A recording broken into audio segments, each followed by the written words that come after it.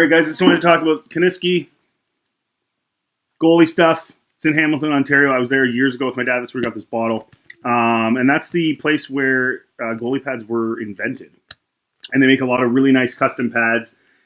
And they do everything by hand. And it's awesome. It's a really cool place to go visit if you're ever in Hamilton, Ontario. And the pads they're making now, they're making like modern style, like in terms of like the weight and the sizes and stuff.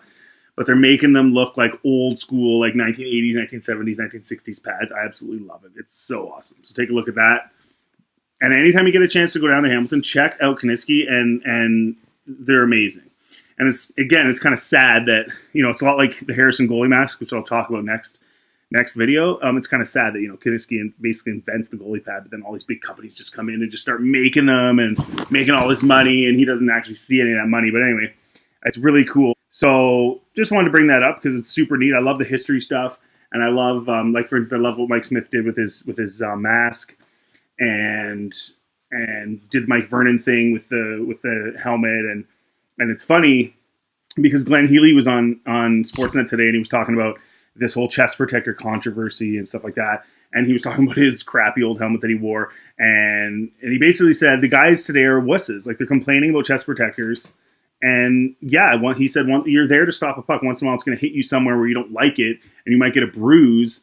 But at the end of the day, that's goaltending, and enough of these complaints. And I mean, when you really look at the old style equipment, even going back not even that old, like early 90s, to today's chest protectors, I mean, look at the difference. It's ridiculous. And then you got Garrett Sparks, and Healy's right to say, I'm a Leaf fan, but he's right to say, Garrett, like you haven't played a single playoff game. You're barely a backup right now, and you're whining into the league already. What, did you get a bruise on your arm? I mean, guys, you take pucks in the face. This is insane. So anyway, I thought that was really true, and I think the chest protectors needed to be toned down. They were too big. It's getting ridiculous.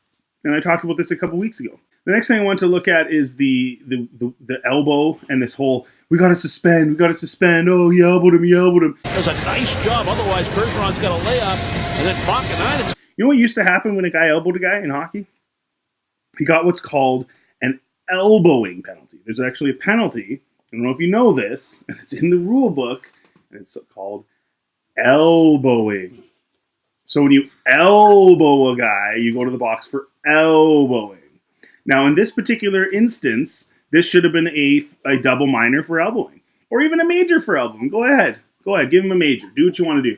But this outcry, suspend him. And I'm on Twitter and I'm reading all these people. It's not enough. He needed 5 games. He needed 10 games. He should have got all these penalties over this elbow. And it's like, it wasn't that long ago, folks. That happened like every couple games. And a guy got up and he kept playing. And he didn't whine and sulk and roll around on the ice. He just got up. Or better yet, the enforcer came off the bench and the dude that did the elbowing got his face punched in. Remember that? Instead of this outcry, suspensions, And I bring that up to bring up this. And this goes to the chest protectors. This goes to this elbowing. This goes to this outcry and virtue signaling. Everyone loves Pettersson. Oh, poor Pettersson. Hockey is supposed to be a tough sport. Hockey, up until the last 10 years, was a very tough sport. I would say maybe up until the last 15 years. It was a very tough sport. People got hit. People fought. I mean, go back and look at highlights of guys hitting Theron Fleury. Theron Fleury was a small player. He was very small. Fast, skilled, all-star, Team Canada. Fleury got rocked. And Fleury would be the first guy to tell you that when he got rocked, he deserved to get rocked. That's the way she goes. That's hockey. It's not a baby sport. But I find that what's happening in hockey is kind of a microcosm of how society's going into this sort of men are becoming weak, wussy, losers. They're worrying about their hair and their tans, and let's talk some more about the fashion industry in the NHL and what guys are walking into the rink wearing. Like who cares? This used to be a man's sport. And when you put your kid in hockey, like when my dad put me in hockey when I was a kid, he put me in knowing, and back then we had hitting at a younger age, and it was much more manly style game, even at the kid level. But he put me in knowing that there was contact. There was a chance I could get hurt. There was a chance I could get in a fight. There was a chance any number of things could happen. But he put me in it, and I enjoyed it, and things happen, man. I got rocked so hard. There was a couple times he thought it was stretcher time. And there was one time, in my fourth game of body contact, a guy rocked me. I was in bad position. I was a few feet off the boards, and I broke my collarbone right then and there. Snapped it right in half. Hey, did my dad go to run to the league and scream? Like, stop with this virtue signaling wuss bag mentality. The guy elbowed a guy. Give him the penalty. That's all you need to do. This whole thing about this suspend every little thing and take out fighting and take out hitting, all the things that have been part of hockey for 135 years, we got to get rid of them. And let's have chest. You know what? Let's not even have a chest protector. Let's not even have pads. Let's just put a goalie in a giant inflatable orb, like those ones that people run and play that soccer game with, and they can just stand. And then you know what? You'll never get hurt, Garrett. You'll never get hurt. You'll always be protected, and your save percentage will be $9.99, and you'll make $15 million a year, and everybody will be happy. Yay.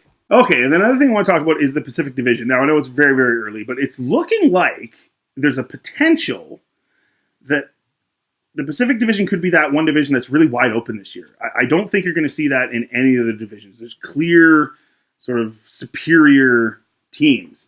Whereas the Pacific, you know, I still think the Sharks are probably in the end going to be the superior team. But boy, oh boy, you know, everybody else is kind of all over the place. So, you know, if you're an Edmonton fan, you got to be thinking positive. If you're a Canuck fan, I mean, it doesn't look as cut and dry as I thought or other people thought at the beginning of the year. Obviously, it's super early and things are going to change. I still think Vegas is going to be a good team. But, you know, you just don't know. It's not as cut and dry as it has been. And that's a good opportunity if you're a Canuck fan, if you're an Oiler fan. There's a chance that there's a realistic chance, as long as they stay competitive, stay in games, you know, don't drop too far below 500, keep it within reason. The last couple months of the season are going to decide everything, I think, in that division. I don't think anyone's going to run away with it. And so, hey, that's pretty cool. And that's great. And that creates some super good interest towards the end of the year that, you know, almost any team in that division is probably going to have a chance to get in. All right, not a whole lot to talk about the Leafs other than it's nice to see that they're getting that defensive game going a little bit better. We saw that against LA. We saw that against the Jets. Obviously, I don't think the Jets played their best game, but still the Leafs were part of that. You know, they caused some problems for them. And it's nice to see that they're getting their defensive game going. And it's also nice to see them get their depth going because we all knew this would happen. I mean, teams are really focusing on shutting down Matthews now. He's not getting near the opportunities already. And I know a lot of those opportunities were power play, but even 5-on-5, he's just not getting like those wide open chances that he was. They're gonna key in on him. They're gonna key in on Tavares.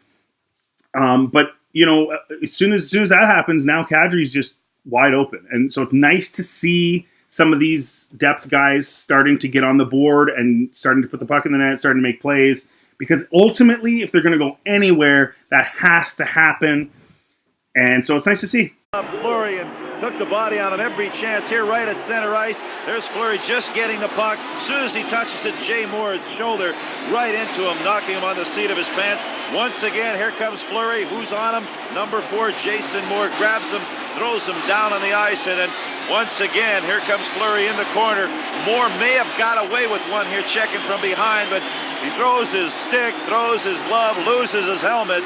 Jason Moore was just all over Theron Fleury there in that second period. Ooh, and there is the elbow right to the head. Maybe we'll have another look at it here. Here comes Doughty. Yep, and there's the left elbow right into the chin by Tkachuk.